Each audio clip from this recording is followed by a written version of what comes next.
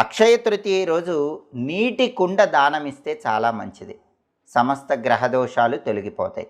అలాగే బెల్లపు పానకం అక్షయ తృతీయ రోజు ఎక్కడైనా దానం ఇచ్చినట్లయితే 3 సార్లు గయాక్షేత్రంలో పితృదేవతలకు శ్రాద్ధ కర్మలు చేసిన ఫలితం కలుగుతుంది. అందుకే ఎక్కడైనా దేవాలయంలో బెల్లపు పానకం ఒక కుండలో పోసి అక్కడ ఉంచి గ్లాసులు పెడితే ఎవరైనా భక్తులు వచ్చిన వాళ్ళు ఆ బెల్లపు పానకం తాగితే గయాక్షేత్రంలో 3 సార్లు పితృదేవతలకు శ్రాద్ధ కర్మలు చేసిన ఫలితం కలుగుతుంది.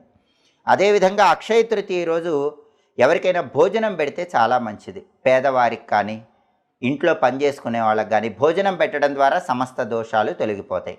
బ్రాహ్మణులకు స్వయం పాకం దానం ఇస్తే కూడా చాలా మంచిది. స్వయం పాకం అంటే ఒక పూట భోజనానికి అవసరమైనటువంటి అన్నము, పప్పు, ఉప్పు, కూరగాయలు ఇవి బ్రాహ్మణుడికి ఇస్తే కనుక దాన్ని స్వయం పాకం అంటారు.